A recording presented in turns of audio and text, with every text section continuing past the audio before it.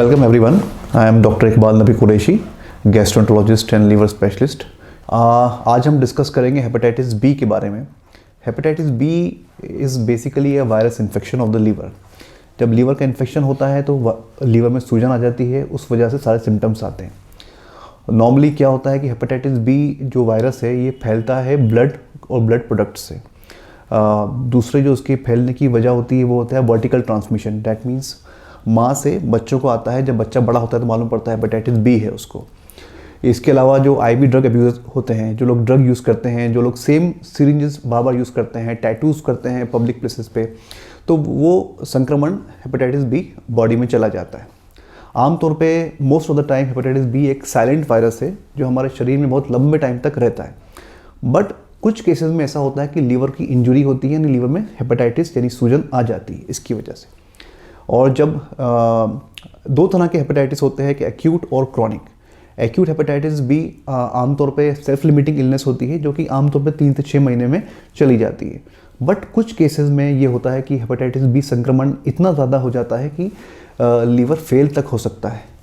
इन date case कई बार दवाइयों से काम चल जाता है, बस many of the times patient need liver transplant for that. और जो क्रॉनिक हेपेटाइटिस बी होता है ये एक लंबा इन्फेक्शन होता है जो कई सालों तक शरीर में साइलेंट रहता है। बट जब हमारी इम्यूनिटी कॉम्प्रोमाइज़ होती है तो इसके लक्षण यानी इसके सिम्टम्स हमको दिखने लगते हैं। सिम्टम्स क्या होते हैं? सिम्टम्स होते हैं बेसिकली भूख ना लगना, एपेटाइट लॉस, है ना, पेट में दर्द होना, उल्टियाँ होना, नौशिया रहना, मतली मतली लगना, वेट कम होना। और कई बार तो ऐसा होता है कि जब ज़्यादा लीवर ख़राब होता है तो पेट में पानी भी भर जाता है और दूसरे इन्फेक्शन भी आपको जल्दी जल्दी लगने लगते हैं। तो ये हेपेटाइटिस बी के लक्षण इस प्रकार से होते हैं। But most of the time जब तक हम लोग टेस्ट नहीं करते हम लोग को मालूम पड़ नहीं पाता है कि ये साइलेंट किलर हेपेटाइटिस बी है, ये आपके शरीर में कितना संक्रमण है, राइट। तो हेपेटाइटिस बी को ट्रीटमेंट करने के लिए बहुत सारी मेडिसिन हैं, इंजेक्शंस हैं जो कि हेपेटाइटिस बी को ट्रीट कर सकते हैं। लेकिन सही समय पर डायग्नोसिस बनाना ज़रूरी है, क्योंकि एक बार हेपेटाइटिस बी ने लीवर को ख़राब कर दिया तो ऑप्शंस बहुत लिमिटेड हो जाते हैं हमारे पास। और हेपेटाइटिस बी को रोकने के लिए वैक्सीनेशन होता है। वैक्सीनेशन से हेपेटाइटिस बी को हम प्रिवेंट कर सकते हैं। आमतौर पर जितने भी हेपेटाइटिस वायरस होते हैं ए, बी, सी और ई, इनमें से सिर्फ वैक्सीनेशन ए और बी के लिए होता है। कुछ कंट्रीज़ में ई के लिए भी वैक्सीनेशन होता है। हेपेटाइटिस बी से जो बड़ी प्रॉब्लम अपन को देखने को मिलती है वो है लीवर सिरोसिस और लीवर कैंसर्स, जो कि बहुत ही जानलेवा हो सकते हैं।